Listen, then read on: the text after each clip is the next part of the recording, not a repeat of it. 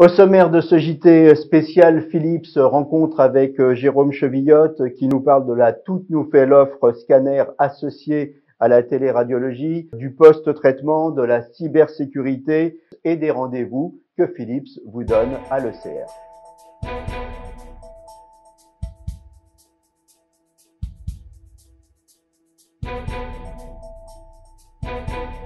Je suis en duplex avec Jérôme Chevillotte. Jérôme Chevillotte, vous êtes directeur de la branche précision diagnosis chez Philips. Vous êtes aussi le président du groupe imagerie du SNITEM.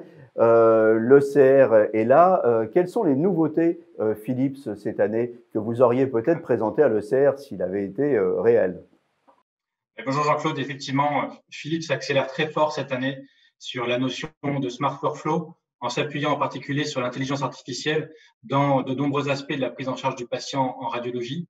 C'est particulièrement le cas en scanner, avec l'introduction d'un nouveau scanner qui s'appelle l'Incisive 1.1 et qui est un scanner qui va notamment faire l'agrégat de ce qui se fait de mieux finalement en termes de prise en charge du patient, sur l'aspect du positionnement en particulier, à l'aide notamment d'une caméra qui est située sur le plafond, notamment aussi en termes d'aide au diagnostic avec l'intégration d'un nouveau reconstructeur de deep learning, sur un troisième plan qui est aussi l'interventionnel avec une nouvelle ergonomie, et puis enfin sur l'imagerie cardiaque avec une solution qui intègre de nouveaux algorithmes d'aide, notamment à la compensation de mouvement. Oui, donc un gros progrès en termes d'optimisation en fait de l'examen, puisque meilleur positionnement égale aussi des examens qu'on n'aura pas à refaire, hein, c'est ça? Exactement, des examens qu'on n'aura pas à refaire.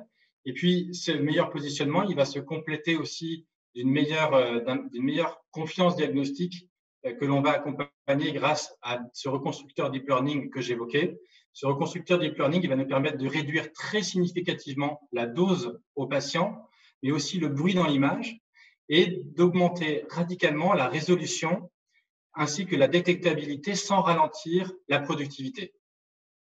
Vous avez parlé aussi vous avez mentionné la cardio en parlant de ce scanner. Alors, qu'est-ce qu'on peut dire sur la cardio?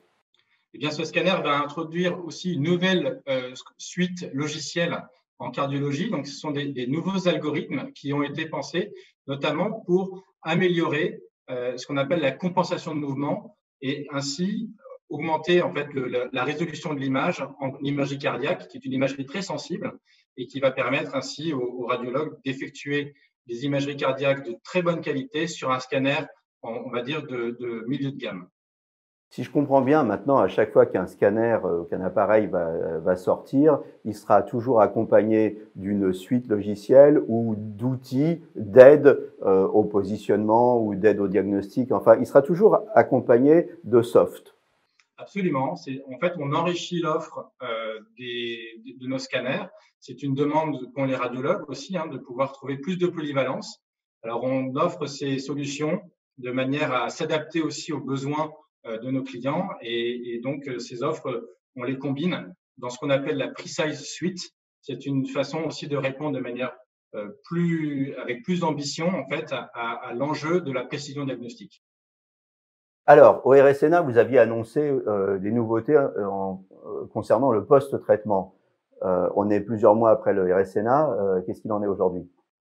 Alors, effectivement, nous avions lancé au RSNA une nouvelle version de notre solution post-traitement qui s'appelle IntelliSpace Portal.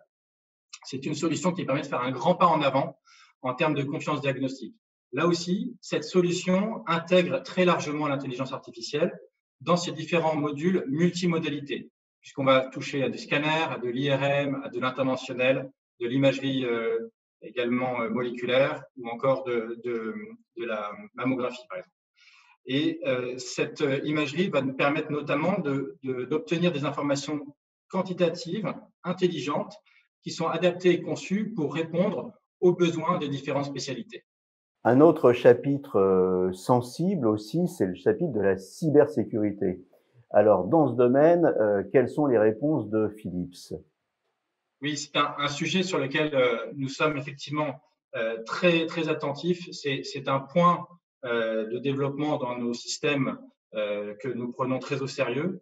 Alors, d'abord, sur le plan des nouvelles solutions, des nouveaux systèmes ou des nouvelles solutions informatiques, nous avons déjà ce qu'on appelle la cybersécurité par design. Et donc, nous nous conformons aux normes les plus élevées qui sont exigées par les organismes de certification et que nous déployons justement pour éviter les attaques malveillantes sur nos systèmes. Mais vous avez aussi toute une base installée, ce qu'on appelle la base installée de systèmes qui sont utilisés par nos clients. Et là aussi, en fait, nous proposons des solutions qui permettent de mettre à niveau le parc de nos clients et ainsi de se donner le maximum de garanties contre ces attaques malveillantes que malheureusement nous voyons très souvent arriver ces temps-ci.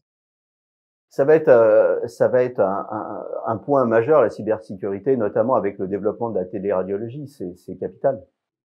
C'est absolument capital, ce qui veut dire que les systèmes qui sont déployés, qui sont utilisés dans le cadre de la téléradiologie, mais également dans le cadre de l'échange et partage d'informations dans le domaine de l'imagerie, effectivement, ce sont des paramètres qui sont regardés de très près par les directeurs informatiques, évidemment par les radiologues eux-mêmes, et donc nous avons à cœur effectivement de répondre ici avec les meilleurs standards. Il nous reste 1 minute pour conclure. On va parler un peu d'économie. 2021, un ECR qui est encore virtuel. Comment ça se présente pour les industriels de cet environnement en particulier?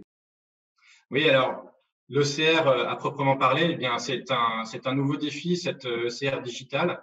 Alors nous nous adaptons, nous accompagnons l'ECR dans cette nouvelle version. Ici, nous déployons à nouveau dans le congrès des symposiums qui sont réalisés avec nos clients, en particulier un symposium sur la prise en charge du Covid-19 en imagerie avec la participation du professeur Douek des Hospices civils de Lyon. Nous aurons aussi un symposium sur les smart workflows que nous évoquions en parlant du scanner, notamment un peu plus tôt.